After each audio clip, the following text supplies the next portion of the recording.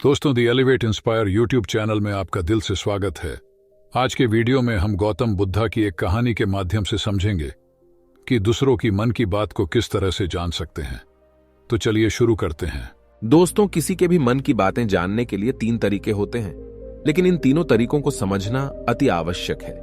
यदि आप इन तीनों तरीकों को समझ लेते हैं तो आप किसी के भी मन की बातें बड़ी ही आसानी से जान सकते हैं, समझ सकते हैं। तो चलिए इसे एक बुद्ध कहानी के माध्यम से समझते हैं कि किस तरह से आप दूसरों की मन की बातें जान सकते हैं, समझ सकते हैं। बहुत समय पहले की बात है। एक छोटा सा गांव था। उस गांव में 2 भाई रहा करते थे। बड़ा भाई अंधा था, जिस कारण वो हमेशा घर पर ही बैठा रहता था, और छोटा भाई खेती किया करता था। लेकिन खेतों में अधिक जानवर आने से पूरी फसलें नष्ट हो जाती थीं, जिस कारण छोटा भाई बहुत परेशान हो चुका था। तभी उसे एक तरकीब सूझी। एक दिन उसने सोचा, खेतों में से इन जानवर को भगाने के लिए क्यों ना मैं अपने बड़े भाई की मदद लूं। वैसे भी बड़े भैया अंधे हैं। अगर वह खेत में बैठे रहेंगे और जानवरों की आहट आने पर वो उन्हें जोर से चिल्लाकर भगा सकते हैं, जिससे हमारी फसलें बच सकती हैं। इसलिए उन्हें मैं खेत में बिठा देता हूं।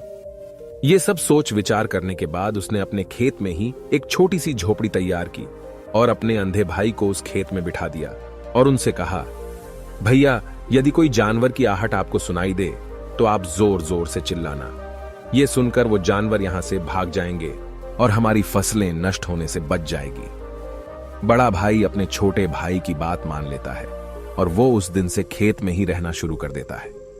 जब भी किसी जानवर की आहट उसे सुनाई देती तो वो तुरंत जोर जोर से चिल्लाना शुरू कर देता, जिससे वो जानवर उसके खेतों से भाग जाते। ऐसा करते करते कई दिन बीत चुके थे। तभी एक दिन उसके खेत में एक हिरण भागता हुआ आता है और वह खेत के बांध को तोड़कर वहां से भाग गया। लेकिन उसी हिरण का पीछा करते हुए एक राजा भी उस खेत में आ पहुंचा। तभी राजा की नजर उस अंधे भाई पर पड़ती है।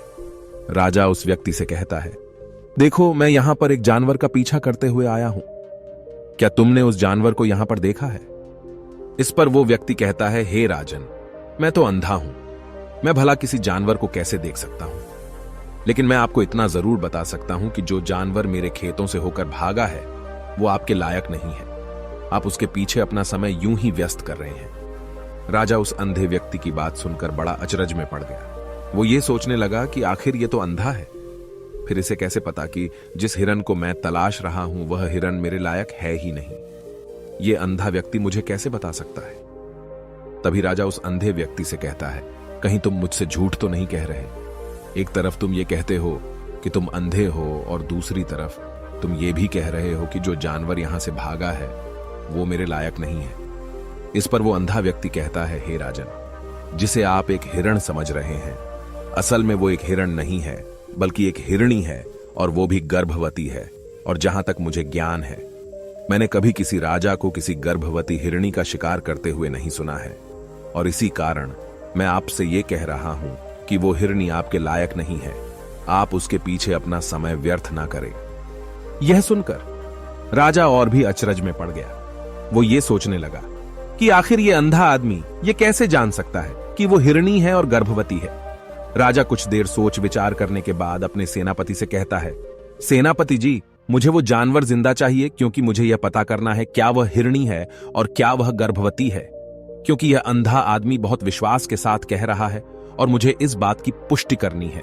यदि वह हिरणी हुई और गर्भवती हुई तो वह हमारे शिकार के लायक नहीं है, क्योंकि हम तो एक हिरण का पीछा कर रहे थे।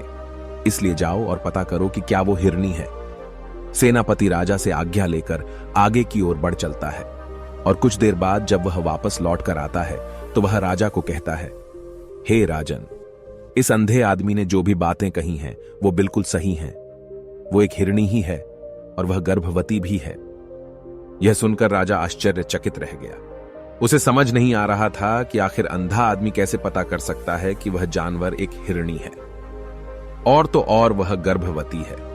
भला एक अंधा आदमी यह कैसे देख सकता है? यह कैसे जान सकता है? आखिर इसे यह कैसे पता चला? ऐसे कई सारे प्रश्न अब राजा के मन में उमड़ने लगे।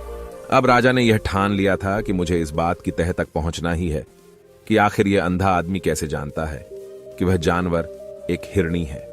यह सोचकर राजा उस अंधे आदमी के पास जाता है और उस अंधे आदमी से कहता है, देखो, मैं ये तो नहीं जानता कि तुम सचमुच अंधे हो या नहीं, लेकिन मैं तुमसे एक बात जानने आया हूं। क्या तुम मेरे प्रश्न का सही सही जवाब दोगे? इस पर अंधा व्यक्ति कहता है, हे राजन, आप जो कुछ पूछना चाहते हैं मुझसे पूछ सकते हैं, मैं आपको बिल्कुल सच सच जवाब दूंगा। इस पर राजा कहता है, देखो, एक तो तुम कहते हो कि तुम अंधे हो और दूसरी तरफ तुमने यह बता दिया कि जिस जानवर का पीछा मैं कर रहा हूं वह एक हिरणी है, और तो और वह गर्भवती भी है। आखिर तुम्हें यह कैसे पता चला? तुम्हारे खेत में और भी तो जानवर आते होंगे, और भी तो जानवर यहां से गुजरते होंगे, फिर तुमने यह कैसे अंदाजा लगाया? तभी वह अंधा व्यक्ति राजा से कहता है, हे राजन, आप जिस हिरणी का पीछा कर रहे थे वही हिरणी जब मेरे खेत में आई, उसकी रफ्तार और उसके भागने की आहट से मुझे यह एहसास हो चुका था कि यह एक हिरणी है, और मेरे खेत की जो बांध है वह बहुत छोटी है, उसकी ऊंचाई ज्यादा नहीं है। यदि कोई हिरण होता तो उस बांध को बड़ी आसानी से लांघ जाता, लेकिन वह हिरणी इस बांध को तोड़कर भागी है, और यदि वह इस बांध को छलांग लगाकर पार करने का प्रयास करती तो इससे उसके बच्चे को खतरा होता, और इसी बात से मैंने यह पता लगा लिया कि वह गर्भवती है। इस कारण वह ज्यादा ऊंची छलांग न लगाकर मेरे खेत की बांध को तोड़ते हुए भाग गई। इस पर राजा के मन में एक और प्रश्न उठा। राजा ने कहा, किंतु तुम्हें कैसे पता चला कि वो एक हिरणी ही है, और भी तो कोई जानवर यहां पर आ सकते हैं? इस पर वो अंधा व्यक्ति कहता है, हे राजन, मैं पूरा दिन सुबह शाम यहीं पर बैठा रहता हूं, और मेरी सुनने की शक्ति बहुत तेज है। मैं ये बाफ जाता हूं कि कौन सा जानवर मेरे खेत में आया है, और उसी के आधार पर मैं जोर जोर से चिल्लाता हूं ताकि वो मेरे खेत से भाग जाए और मेरे खेत की फसलों को नष्ट न कर पाए। राजा उस अंधे आदमी का यह जवाब सुनकर पूरी तरह से संतुष्ट हो चुका था। वो मन ही मन ये सोच रहा था कि आदमी भले ही अंधा हो, लेकिन ये तो बड़ा ज्ञानी मालूम पड़ता है। इस आदमी से कुछ ना कुछ तो काम निकलवाना ही चाहिए। ये विचार लिए हुए राजा वहां से वापस अपने महल की ओर लौट जाता है। राजमहल पहुंचते ही राजा उस अंधे व्यक्ति से कहता है, आप तो बड़े ज्ञानी व्यक्ति हैं, आपको किसी भी बात का पता बड़ी आसानी से चल जाता है। आज मैंने आपको यहां पर इसलिए बुलाया है क्योंकि मैं आपसे ये जानना चाहता हूं कि मेरी पत्नी पतिव्रता है या नहीं। इस पर वो अंधा व्यक्ति कहता है, हे राजन, ये कैसा प्रश्न हुआ? इस पर राजा कहता है, मैंने आपसे बिल्कुल उचित प्रश्न किया है, मुझे इस प्रश्न का उत्तर दीजिए। इस पर वो अंधा व्यक्ति कहता है, हे राजन, ये सारी बातें जाने दीजिए। आपकी शादी को इतने साल बीत चुके हैं, और अब आप ये बात क्यों जानना चाहते हैं? आपके मन में ऐसे प्रश्न क्यों उठ रहे हैं? इस पर राजा जिद करते हुए कहता है, देखिए, आपको मुझे इस प्रश्न का उत्तर तो देना ही होगा। यदि आप मुझे इस प्रश्न का उत्तर नहीं देंगे तो मैं आपको मृत्युदंड दे दूंगा।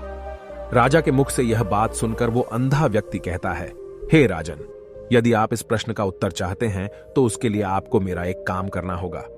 राजा कहता है, बोलो, मुझे क्या काम करना होगा? इस पर व्यक्ति कहता है, इसके लिए आपकी पत्नी को मेरे साथ कमरे में अकेले छोड़ना होगा। उस अंधे व्यक्ति की यह बात सुनकर राजा पहले तो क्रोधित हो जाता है, लेकिन फिर कुछ सोच विचार करने के बाद वह उस व्यक्ति की बात मान लेता है और अपने सेनापति को आदेश देता है, सेनापति जी, इस व्यक्ति को और मेरी पत्नी को एक कमरे में कुछ देर के लिए अकेला छोड़ दे। सेनापति बिल्कुल वैसा ही करता है।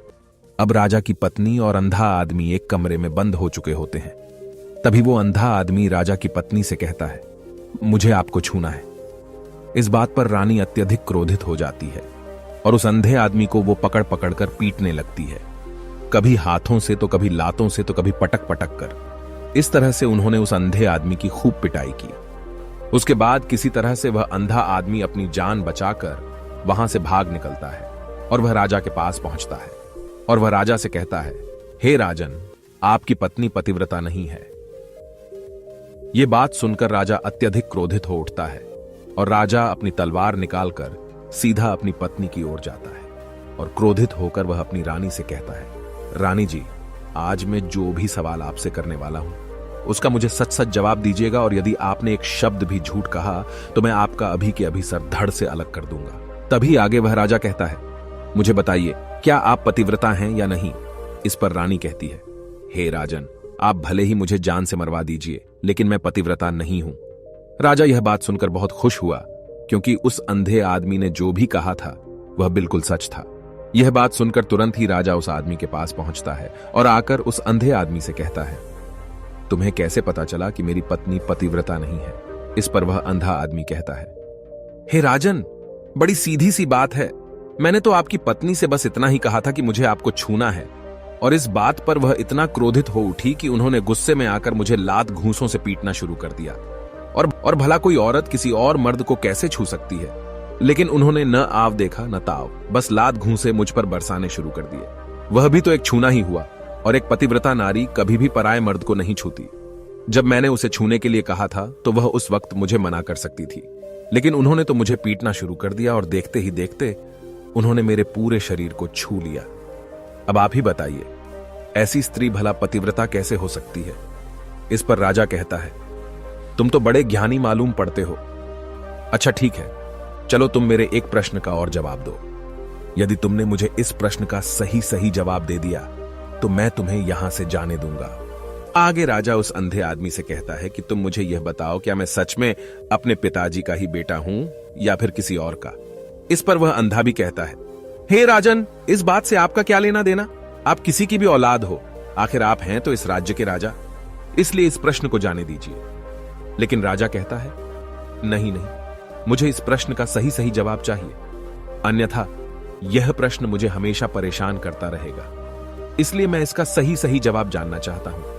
यदि तुम इसका सही सही जवाब दे देते हो तो तुम यहां से जा सकते हो, मैं तुम्हें नहीं रोकूंगा। इस पर वह अंधा आदमी कहता है, हे राजन, इसके लिए तो मुझे आपके मां के पास भी जाने की कोई आवश्यकता नहीं है। मैं आपको अभी अभी यह बता सकता हूं कि आप किसकी औलाद हैं, लेकिन उससे पहले मैं चाहता हूं कि आप मुझसे एक वादा करें कि आप मुझ पर क्रोध नहीं करेंगे। राजन ने कहा, मैं तुमसे वादा करता हूं, मैं तुम पर क्रोध नहीं करूंगा। इसके बाद वह अंधा आदमी राजा से कहता है, हे राजन, आप है तो अपने ही पिता के पुत्र, लेकिन आप पर एक कंजूस सेठ की छाया पड़ी हुई है। यह सुन राजा बहुत क्रोधित हो उठा और वह तुरंत तलवार निकालकर अपनी मां के पास जा पहुंचा। वह वहां पर पहुंचने के बाद अपनी मां से कहता है, मां, मुझे सच सच बताइए, क्या मैं अपने ही पिता का पुत्र हूं या नहीं? यदि आपने मुझे सही सही नहीं बताया तो वह यहीं पर अपने प्राण त्याग दूंगा। मुझे बताओ क्या सच है? इस पर उस राजा की मां कहती है, बेटा, तू है तो अपने ही पिता का पुत्र, लेकिन तुम्हारे ऊपर एक कंजूस सेठ की छाया पड़ी हुई है। जब मैं एक बार नहाने के बाद अपना मुंह आईने में देख रही थी, तभी उस कांच के पीछे मुझे एक कंजूस सेठ नजर आता है और उसी की छाया तुम पर पड़ चुकी है। यह सुन राजा बहुत खुश हो जाता है और वह तुरंत दौड़ा दौड़ा वापस उस अंधे आदमी के पास पहुंचता है और उस अंधे आदमी से कहता है, तुम्हें यह कैसे पता चला कि मुझ पर एक कंजूस सेठ की छाया पड़ी हुई है? इस पर वह आदमी कहता है, हे राजन, आपने मुझसे कई सारे सवाल पूछे जिनका जवाब मैंने आपको सही सही दिया है। यदि कोई और राजा होता तो मुझे इसके बदले में ढेरों सारे इनाम मिल चुके होते, लेकिन अब तक आपने एक फूटी कौड़ी तक नहीं दी है। इस बात से ही मैंने अंदाजा लगा लिया था कि आप बहुत कंजूस हो। यह बात सुनकर राजा जोर जोर से हंसने लगा और कहता है कि आप जो भी मांगेंगे वह मैं आपको अवश्य दूंगा, लेकिन मुझे यह बताओ कि तुम्हें कैसे पता चल जाता है कि कौन सी बात सही है और कौन सी गलत?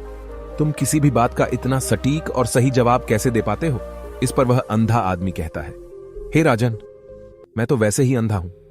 यदि मेरी आंखें होती तो मैं किसी की भी मन की बातें बड़ी सरलता से जान लेता। मन की एक भाषा होती है और यह भाषा मनुष्य के शरीर के व्यवहार के रूप में देखी जा सकती है।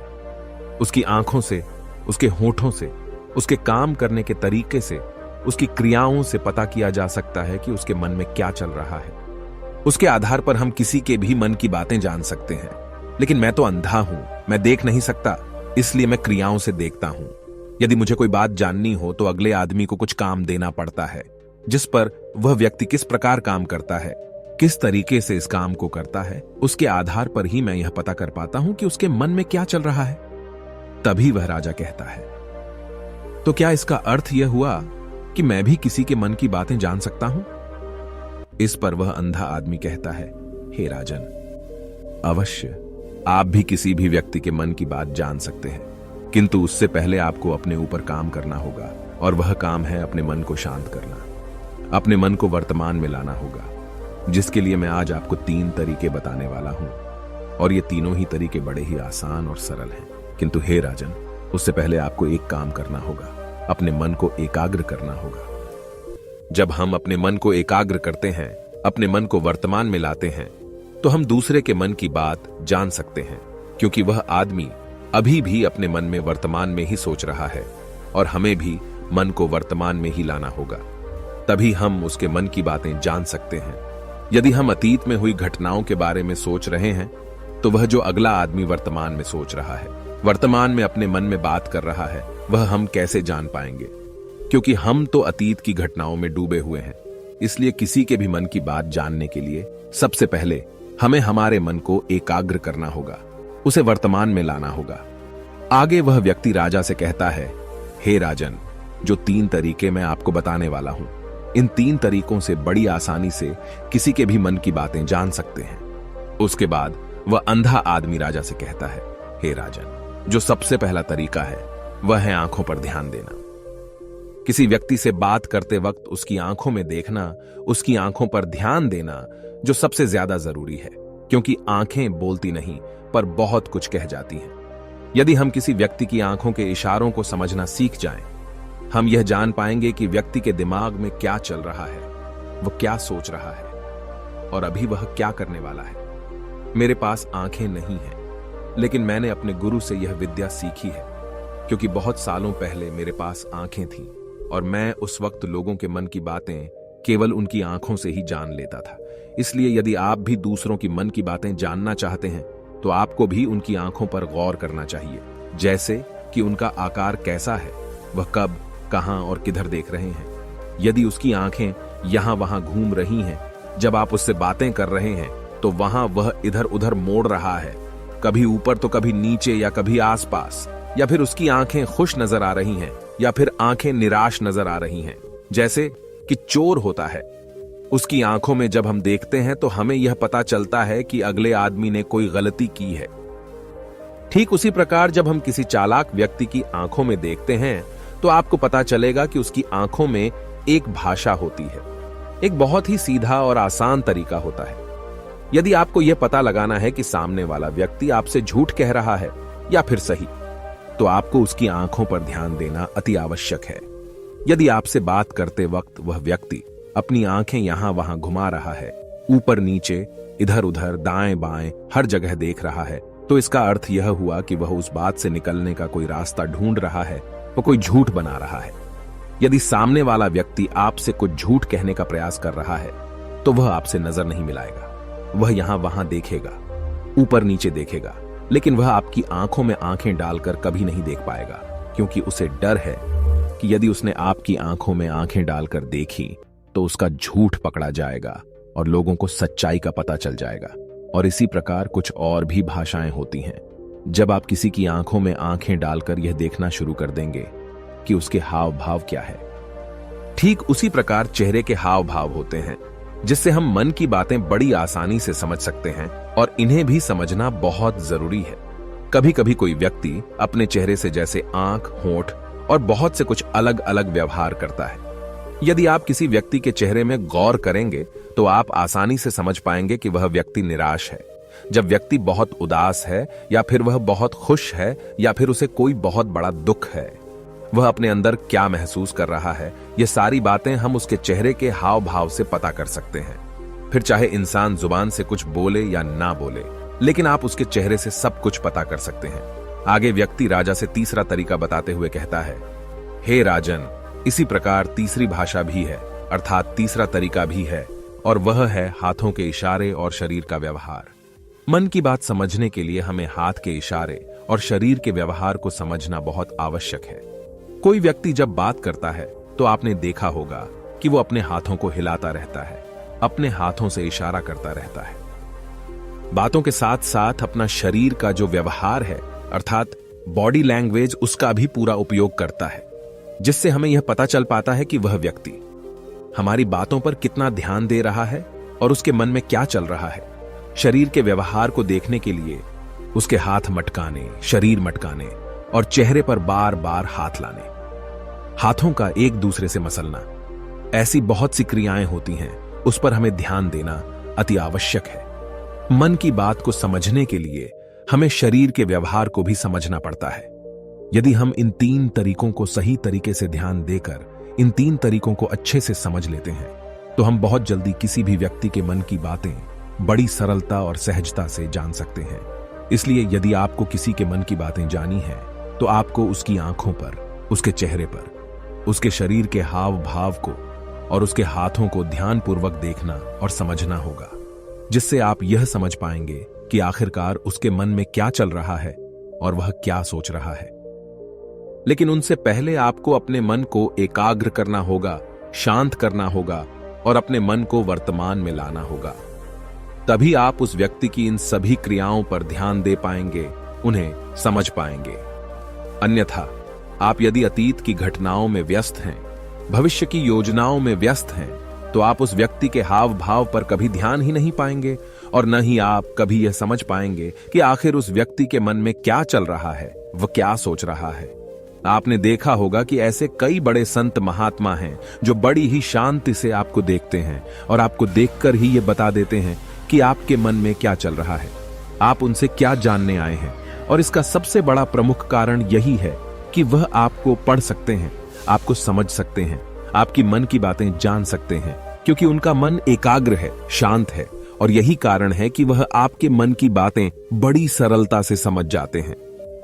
यदि आपने अब तक पूरी कहानी को सुना है तो मैं आपसे एक छोटा सा अनुरोध करना चाहता हूं। कृपया इस चैनल को सब्सक्राइब करें ताकि मैं आपके लिए और भी ऐसी ही ज्ञान से भरपूर कहानियां लेकर आ सकूं। नमो बुद्धाय। मिलते हैं एक नई कहानी के साथ अगली वीडियो में।